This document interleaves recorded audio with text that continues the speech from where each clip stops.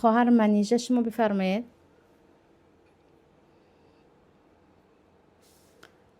صدا السلام باز است. علیکم استاد جان. و علیکم السلام و رحمت الله و برکاته. بفرمایید.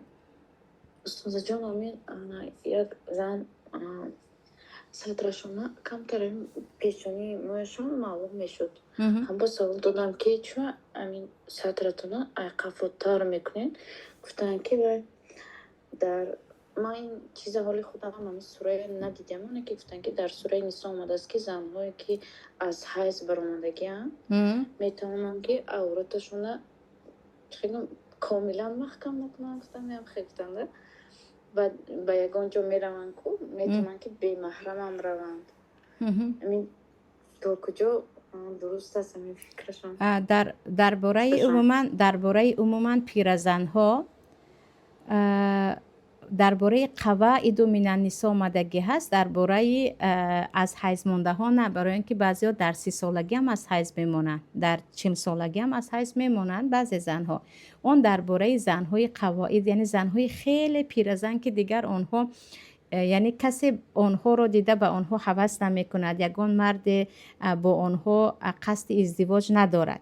انا برای آنها الله اجازت داده است که آنها می توانند لباس بالاییشان رو بگیرن، یعنی از پایان مثلا یک کرته تاجیکی از بالا یگان ما یلک می گفتیم پیشتر یا یگان خلط پوشیده باشند، چون در خود همون آیت کل آیت الان در ذهنم نیست، غیر متبرجات بزین آمدگی است. معناش این است که اگرچه پیرزن باشه هم می توانند ثیاب لباس بالایشان رو گیرند در بیارن، اما تبرج نکنن، یعنی دست ها کشوده نشود، گردن کشوده نشود، پیشانی به چهره داخل می شود، پیشانی کشوده باشد هیچی نه، اما گردن و گوش و موی سر کشوده باشد، پیرزن باشد هم حرام است. برای پیرزن ها فقط لباس بالایی که یعنی زن های جوان برای کاملا محکم شدن از بالای لباس خود باز یگان کرته دیگری وسیع میپرتویند، اون را گرفتن ممکن است، اون رو گرفتنشان ممکن است. و برای تنها به محرم سفر کردن سخن بعضی علما هست که زنی که عموما به فتنه روبرو نمی شود به خاطر پیران سالی، اگر به محرم سفر کند گناهکار نمی شود. خواهر و یکم خواهر محیا بفرمایید. السلام علیکم و رحمت الله و برکاته. و علیکم السلام و رحمت الله و برکاته. سوال من استاد جان از یک آیاتی قرآن بود. الله عزوجل در قرآن میگوید که مضمون و آیات در اسم کمترین بنده های ما شکر گذارند. مضمون و پرواده آیات میخواد و عملو علی داوود شکر و قلیلا من عبادی شکر. همین آیت در نظر دارده و قلیلا من عبادی شکر. معنای آیت همین است که یعنی نعمت های در آیت دیگر است و این تعدوا نعمت الله لا تحصوها، چقدر شما نعمت های الله را شمارید هم شما آنها رو به آخر شمارش رو رسانیده نمی توانید. از نعمت چشم و گوش و دست و پای و از نعمت فرزند و از نعمت نزدیکان و خانه و در هر نعمتی که هست و هست و هست شماریده نمی توانید و خیلی کم هستند از بندگانی که به این نعمت ها شکر میکنند. و خواهر محیا من شما میشناسیم اطرافیانمون از نعمت های الله نه، اکثریت از بدبختی ها میگویند. خیلی نیست، اکثریت از نبوده های خود میگوییم، از نبوده های خود مینالیم، از اینکه از بوده های خود شکر کنیم. برای همین الله و اما بنعمت ربک فحدث میگوید، از نعمت های الله هم بگوید، به معنای تکبر کردن و خودنمایی کردن نه، به اینکه الحمدلله چشم بینا داریم، اگر صاحب خانه نباشیم هم برای اجاره پول داریم، اگر صاحب مثلا ماشین نباشیم هم خداوند به ما پای روان داده است، اگر چه فرزندای حافظ قرآن نداشته باشم هم فرزندان بیمار ندارم. و من به نزدیک کوچک مقاله داشتم می نویستم که در نصفش ماندم. خواهران عزیز، برای همین خواهر محیا سوالشان یک باره میگویم، خیلی فرصت مناسب است. دخترچم به خاطرمون درس ندادم، میدچه رایانه خیلی گریه داشت، خیلی از حد گریه داشت که دیگر خانه علاج طاقت کردن نبود. گرفتم و به باغچه نزد خانه بردم. از حد گریه که دیگر عصب خودم ویران بود. خواننده هم همه خسته بودن از شوهرم تا دیگر فرزندای کلانی. یک بار نظرم به پدر و مادر افتاد. به پدر و مادری که یکی در نزدشان دخترچه تقریبا 14 ساله بود که دستش کار نمیکرد، فقط شنانیدگی، تکیه کنندگی، گپ نمیزد، از عینک‌هایش هم معلوم که درست نگاه کرده نمیتواند و عیناً در بغل همون زنک مادر، یعنی عیناً مثل همون دخترک بیماری، اما او تقریبا 8 ساله، یکی 12 ساله. این 8 ساله عکسم گرفتم در تلفنم که برای یعنی یکی از کودکان ناشکری کنم همین رو میبینم. گفته 8 ساله دخترچه تقریبا از نگاهی من که او هم عیناً همین بیماری، کلهش هم یعنی شکل کله از حد عجایب، یعنی به انسان مانندیش کمتر است، دست ها کار نمیکنند، پای ها راست، گپ نمیزند، چشمای او هم خیره. هر دو زن و شوهر همین دو کودک بیمار کتی در باغ نشستند و من با رایانه راه میروم. رایانه 2 ساله دویده گشته است. من با چشم شفقت به آنها نگاه میکنم و با دل به خودم نفرت میکنم که آخر مسلمه به الله شکر کن که فرزندانت راه میگردند، سالمند، چشماشون بینا، با دهانشون گپ میزنند. با کی از کی عصبانی میشوی، از کی قهر میکنی؟ او باشد به پایهای روان دخترچه من نگاه میکند که شاید من میگویم به دلش میگوید خدای کاش که از همین دخترها راه میگشت. و ناشکری ما خیلی زیاد است و این آیت عیناً خصوصا زنها ببیند. اگر مثلا یک بار یک قهر و غضبی شوهر کرد، خیلی از آن میگوییم، میگیریم، هزارها بار ما رو دستگیری کرد، هزارها بار تاری سر ما بود، خیلی کم به یاد ما می آید. از فرزندها هم همین گونه، از خودمون هم همین گونه. یکی درد دندان میشویم 3 روز می نالیم، تمام مثال برای بودن سلامتیمون یگان بار 2 رکعت نماز شکرانه نمیخوانیم. نشسته به الله خدایا این نعمت دادگیت رو چگونه به تو سپاس گویم. ما اصبح بی و ما امسی بی من نعمت فمنک وحدک لا شریک لک. هر نعمتی که در من در روز و در شب است فقط از طرف تو است، گویان شکر نمی کنیم. یعنی در حقیقت شکرگزاری خیلی کم است در بنده ها. خواهر زیتونه بفرمایید.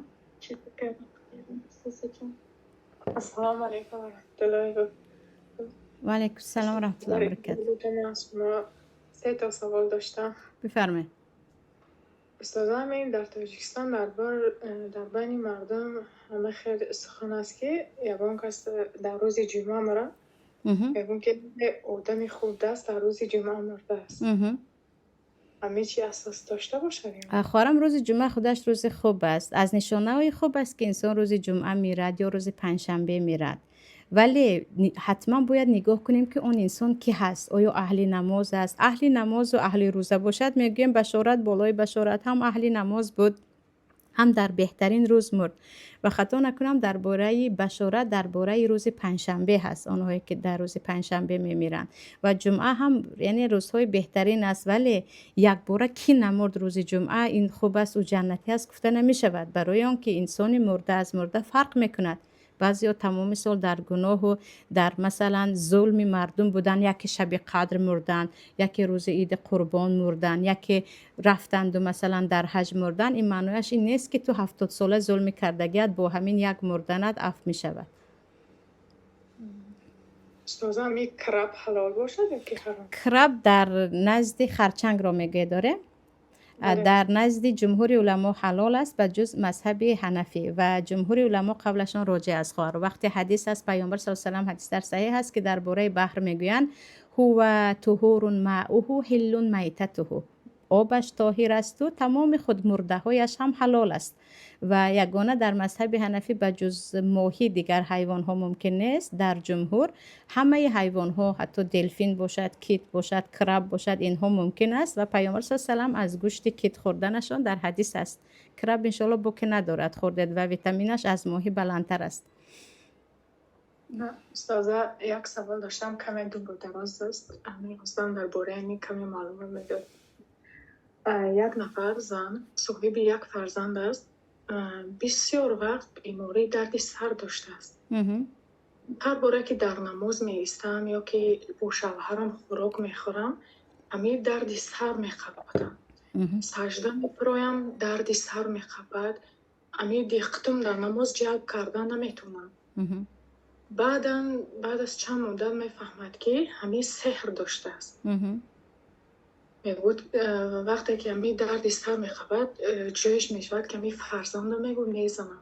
خودم نمیتونم هرچند استغفرالله میگویم که نمیشه. آیا میگه همین نمازهای خوندگی من درست است یا که نمازش با که ندارد ولیکن بگوید که انسانی که سحر شده است اون سحر دوا دارد. دوایش هم ذکر زیاد است، قرآن است، با طهارت گشتن است، دور از گناه بودن است و زیاد دعا خواندن است.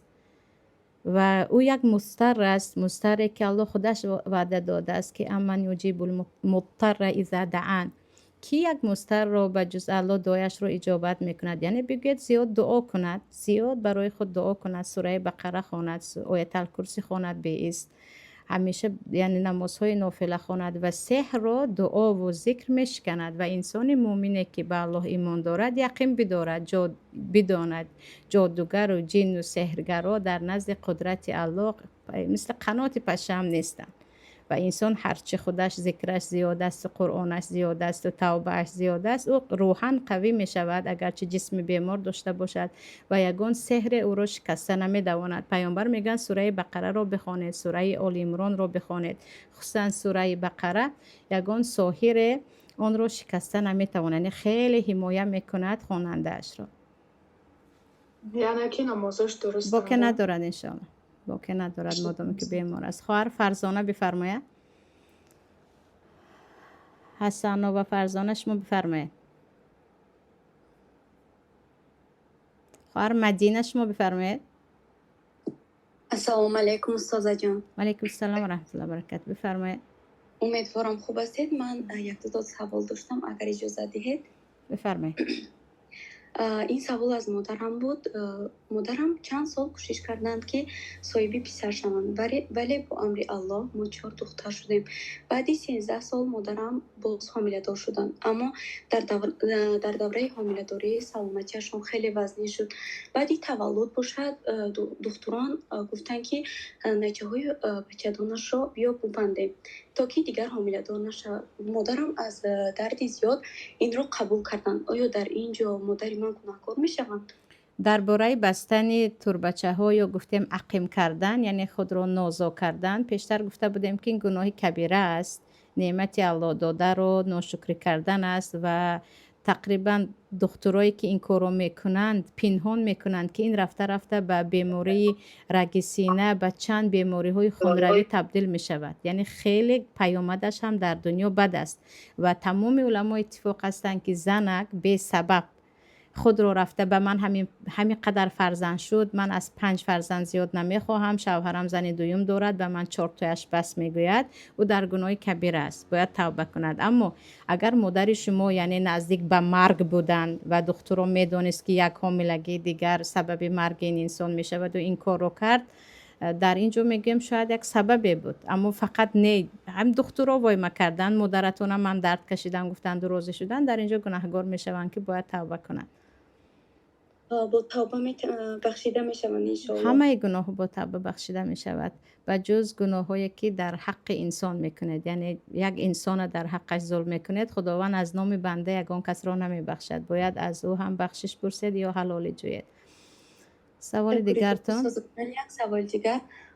این سوال مزانی مادرم بود.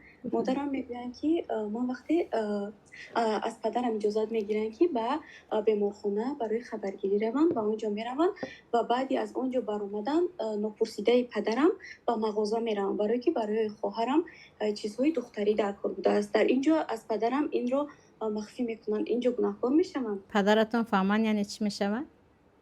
پدرم فهمه کمی غضبناک میشوند. در این وقت گناهکار میشوند. مادامی که میدونن که شوهر به این غضب میکند و مغازه میدروند گناهکار میشوند. این 100% است. تشکری زیاد استاد جان. سلامت باشید. خدا از شما راضی باشه. از شما هم خواهرم. به مادرم سلام برسانید. رابعه بفرمایید. خواهر رابعه بفرمایید. امی امینه شما بفرمایید. برکات.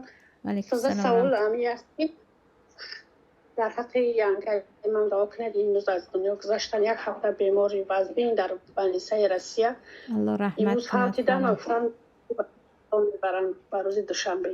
الله بعد رحمت گفتنیم کند که خانم. همین که اگر که کدامی از نزدیکان را شنیدی که از دنیا گذشت، در رکعت نماز حولی گور خوندن در قرآن یا درست است درسی و ثوابش میرسد به مرده. خواهر رابعه درس گذشته هم همین سوال بود درباره حول گور که گفته بودیم که برای مرده دعا هست، نماز مخصوص حول گور وجود ندارد. پیامبر این نماز خواند گفتگی نیستند و در نزد یگان مذهب هم نیست. برای مرده فقط دعا میکنید. خیر گفته نماز نفل میخوانم و ثوابش رو میبخشم یا ذکر میکنم و ثوابش رو میبخشم، اکثر علما اجازه میدن، اما اساسا برای مرده دعا کردن است. نماز حول گور نبود زیاد دعا کنید در حقشان.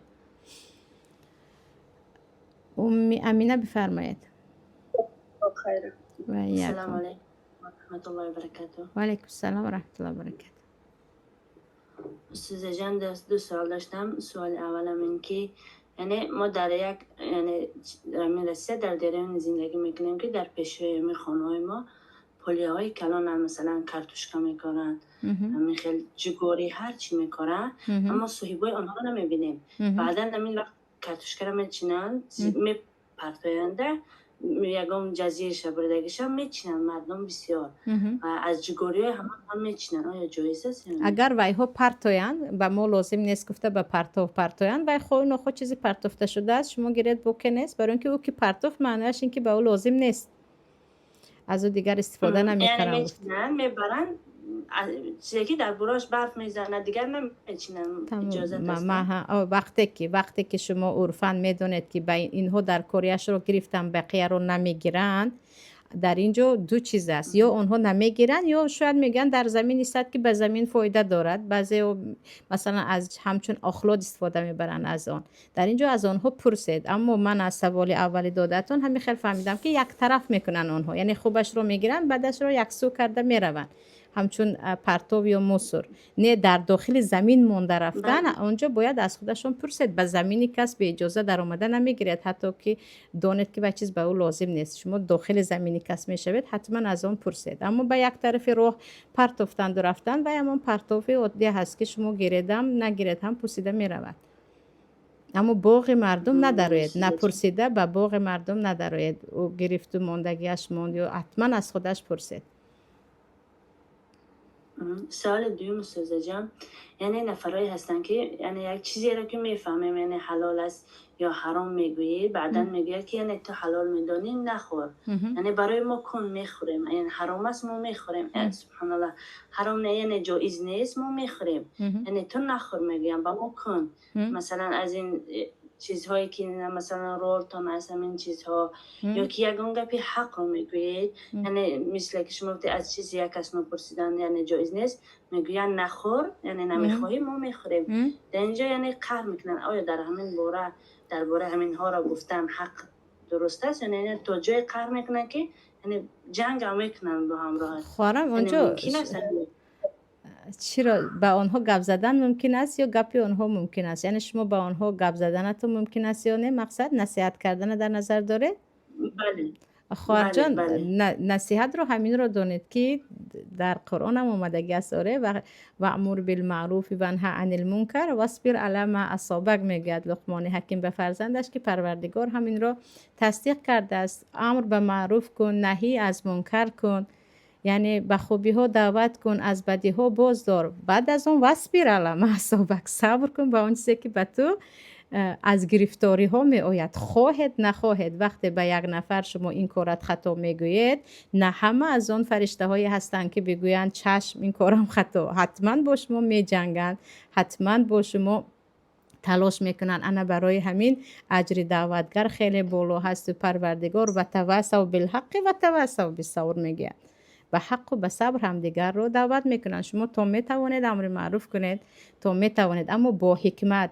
خواهی نخواه طرف میرنجد، خواهی نخواه طرف قبول ندارد، تا میتوانید شما در دعوتتان استید. یکی نه یکی قبول میکنند و شما به هر یک کلمتان اجر میگیرید، آنها هم به هر یک سرکشی خود گناه میگیرند. اما تو نخوری هم به ما کن وقتی میگویند، اصلا در مسئله حرام و شبهه حتی فرزندت و پدرت و شوهرت باشد کمک نکن.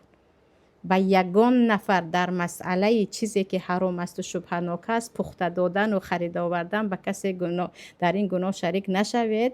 ولا تعاونوا علی الاثم والعدوان، با او شریک میشوید وقتی به گناهش او را کمک میکنید و میگید من نخورم هم به او پخته میدهم. این کار درست نیست، این کار شریکی در گناه است. جزاکم الله خیر. و یکم عمر خیام، شما بفرمایید.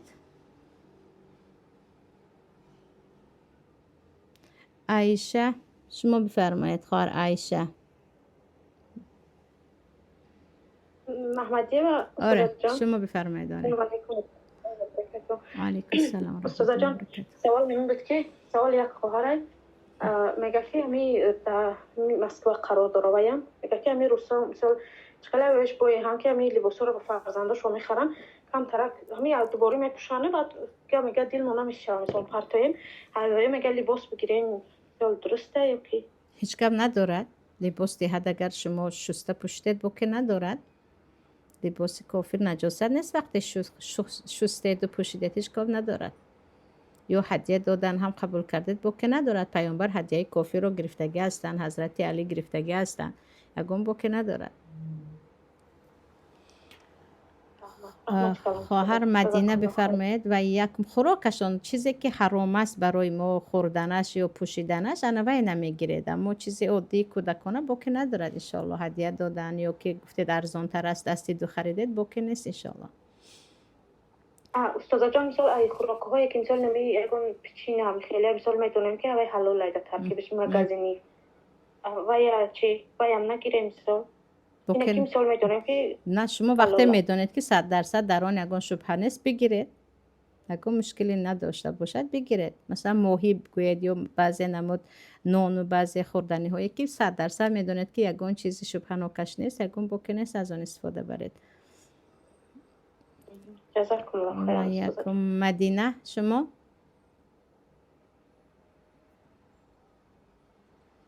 مدینه هستید؟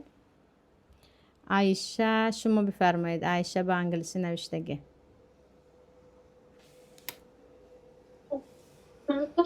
ها شما. السلام علیکم. و علیکم السلام و رحمت الله. من بدین در لباس یعنی جزد لباس نماز بشن؟ نفهمیدم سوالتانه. بدین لباس رو نماز میکنن؟ خواهر اگه کس فهمید سوال خواهر به من تماما نامعلوم است کپشان سیبی از مشکلی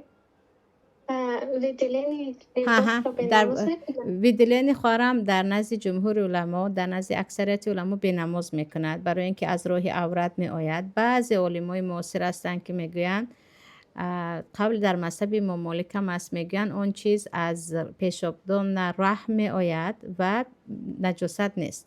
شما شرایط داشته باشید بهترش با لباسی که ویدلینی آلوده است اگر زیادتر باشد نماز نخوانید. اما گفتید خیلی شرایط تنگ است بعضا در راه میمونم علاج لباسی وضع کردن نیست. در اینجا امر شریعت وسیع است بوکه ندارد، اما تو میتوانید حوض چقدر شرایط آسان شده است اگر زیاد ویدلینی داشته باشید خود را از همین چیز دور دارید که به هر حال از راهی نجاست می آید. ام احمد شما بفرمایید. السلام علیکم و رحمت الله و برکاته. و علیکم السلام و رحمت الله. استادم من یک سوال امروز ها همین خواهرایی که همه سطر هستند در بیرون در کوچه ها یک نمود عبایه میگویم یا این رومالای میگویم که اکن سطر باید کمتر در بیرون خاکسارانه که دقت مردم جلب نکنن. یکی یا نمیدونم عبایه ها اکن مسلمانی گفته گرفتگی نه که یا نمود فاسونو کردگی هم یا نمود وای دوران خیلی گلازوکود دوران که خیلی دقت مردم جلب میکنن یا طرز دختگی که خیلی همین آدمی که همه نگاه میکنن ده همون چیز بگویم همون خواهرو با نصیحت میکردی همه ما با که در بیرون کم در زنی همین سطردار یک لباسی کم در خاکسارانه که خاصی زنهای مسلمان باشد که این خیلی دقت مردم جلب نکنه. آیا پوشیدن خیلی عبایه هایی که خیلی فسان و زمانبی و دقت جلب کننده است، پوشیدنش جایز یا نیست؟ همینم. فهمیدم. اما احمد وقت درباره حجاب گپ میزنه، الله میگوید ولا تبرجن تبرج الجاهلیت الاولی. شما زنها حجاب هایتان را پوشید و در سوره نور واضربن بخمرهن علی جیوبهن، بالای گردن خود روی مالهای خود را پرتایید و ولا یبدین زینتهن الا لبعولتهن او آبائهن او آباء بعولتهن. زنها نباید زیب و زینت خود را بجز شوهر و بجز محرمای خود به کسی نشان دهند. خواهران عزیز، زیب و زینت فقط زیب و زینت رو پنهان کردن فقط حجاب پوشیدن نیست. دقیقاً خیلی که ام احمد میگویند بعضی حجاب ها امروز مد هست، با گفتی دخترای جوان ترند است که باور کنید وای حجاب نیست، وای عین خودنمایی، عین خود رو برعکس آراسته کردن. در خانه یک کرته تاجیکی استوندراز با یک ببخشید ازار تاجیکی دورنگه در نزد شوهر روی مال از پشت بسته و نیمی موی نمایان است نمایان نیست، در کجا عبایه های فسانی یلق یلق میکردگی و نرخش هم از 200 و چند دلار بالا. این برعکس است، این حجاب نیست، این زینت خود را در شکل حجاب به کوچه برآورده نشان دادن است. برعکس در خانه شما حجاب ندارید، ببخشید حجاب داره، در خانه خود رو آرایش نمیدهید، همون گونه که یعنی باید زنی خانه تازه میکردگی خادم زن کار کرده گردد، کار کرده میگردید با بیرون یک حجاب های قیمت و وسیعی که شوهرتان شاید خودش هم بگوید که در کوچه با اون حجابت زیباتری از این کرته های نیم نیمه که در خانه داره یا ازارهای دورنگه که در خانه داره. ببخشید اگر به عزت نفسی کسی رسیدم، ولی که بعضی چیز رو کمی و رفشن باید بگویم.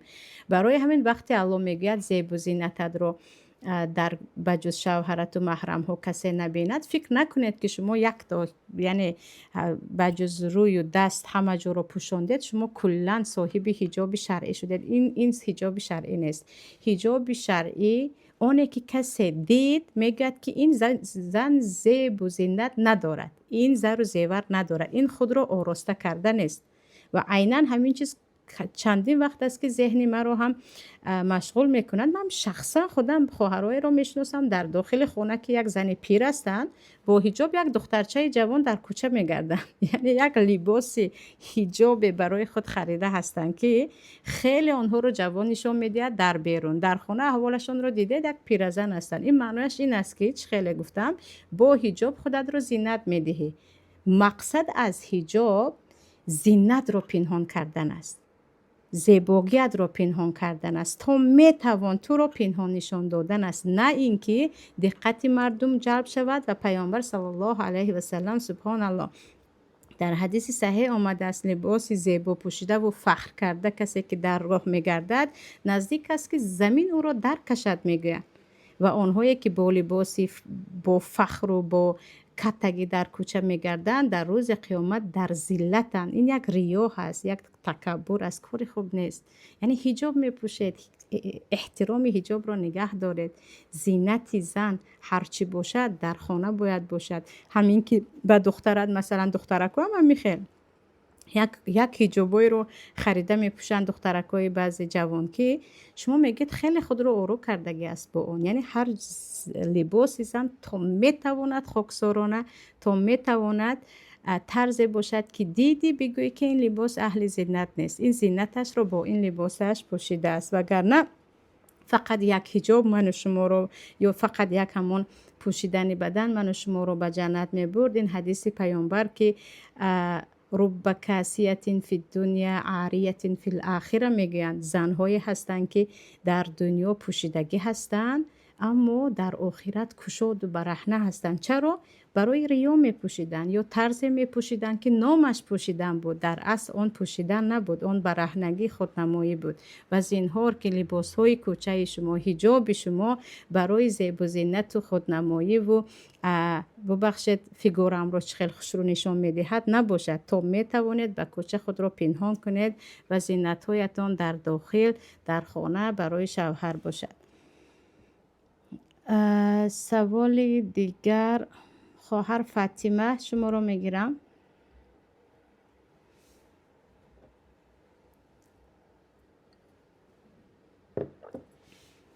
فاطمه 19 نوشتگی.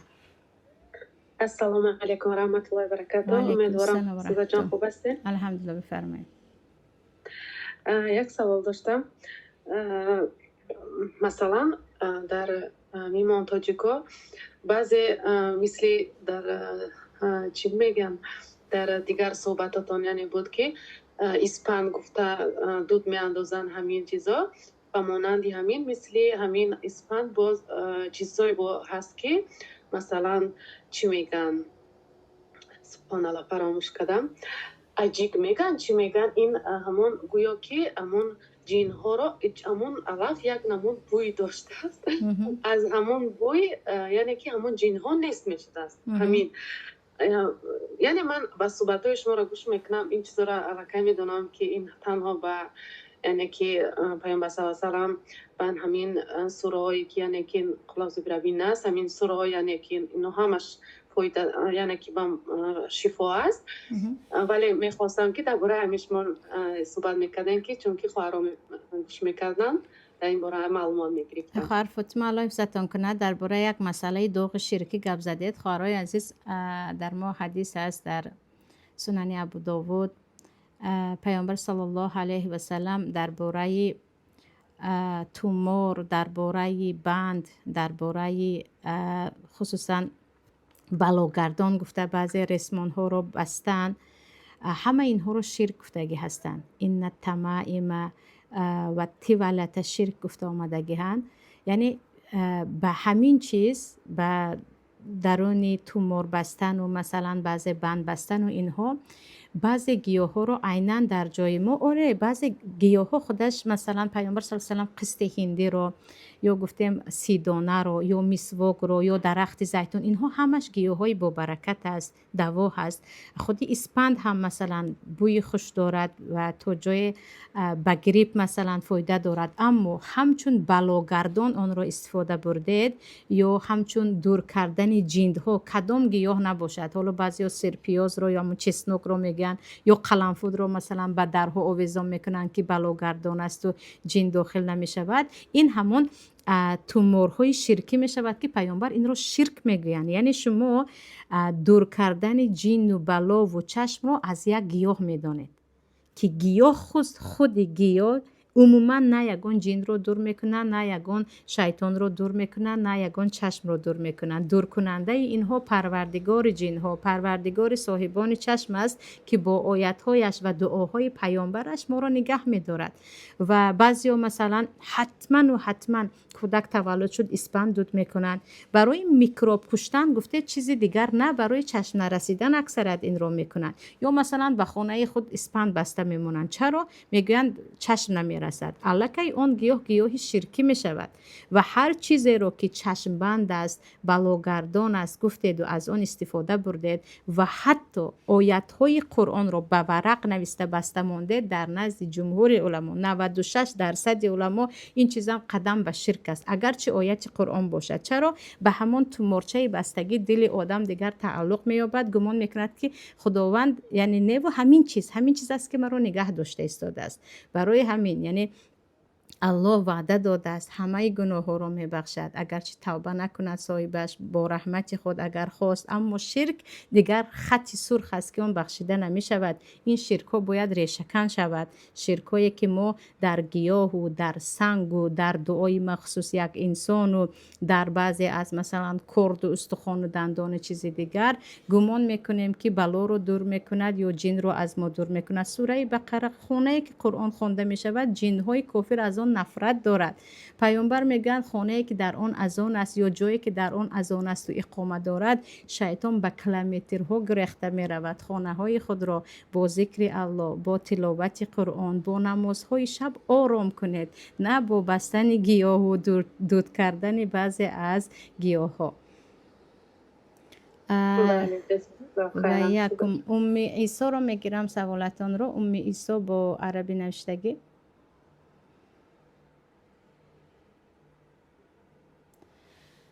ام عیسی هستید؟ ام ادریس شما بفرمایید.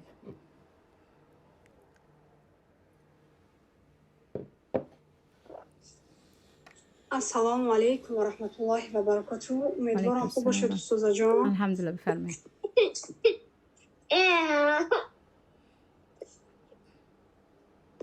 صدا هست استاد جان؟ صدا هست بفرمایید. استاد جان سوال من همین بود که آیا اسپیرال موندن برای پیشگیری از حامله‌داری آیا گناه هست می؟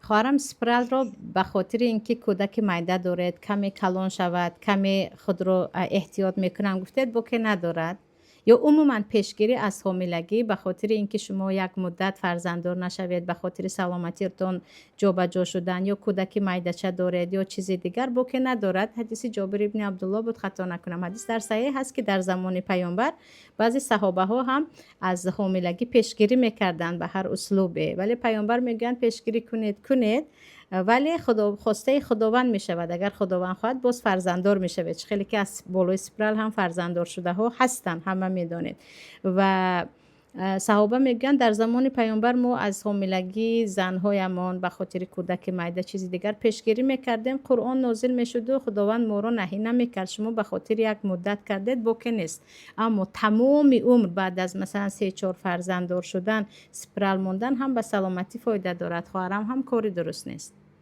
تمام عمر یعنی همین چیز رو مونده عموما دیگر به من فرزند در کار نه از 4 تا شد دیگر من بیزار هستم گفتن این نعمت الله یا فرزندی که بعضی مثلا تمام ثروت خود رو برای داشتن یک فرزند صرف میکنند خود رو از آن بی بهره کردن است و خداوند هر چی باشد هم حدیث پیامبر است شما خواهید نخواهید هم خواسته خداوند می شود و خود رو از فرزند محروم کردن هم به خواست الله نیست ولیکن برکت فرزند بودن فرزند این حدیث پیامبر است که شما صاحب فرزند زیاد شوید. من با شما فخر میکنم و یگان خواهران عزیز یگان زنی رو ندیدم که به خاطر یعنی در پس از این سال بالاتر به خاطر فرزند زیادش پشیمان باشد. من خودم شخصا همین گونه زن رو ندیدم که به خاطر فرزند زیاد پشیمان باشد.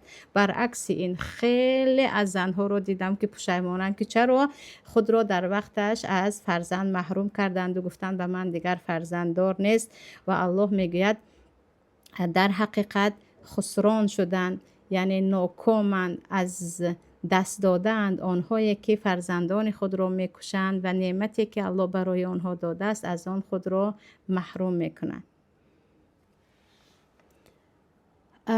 خواهرها همینجا با آخر رسانیم سوال و جواب را. الله نصیب کنه صحت سلامت باشیم ان شاء الله هفته دیگر سه شنبه با هم هستیم. سلام علیکم و رحمت الله و برکاته.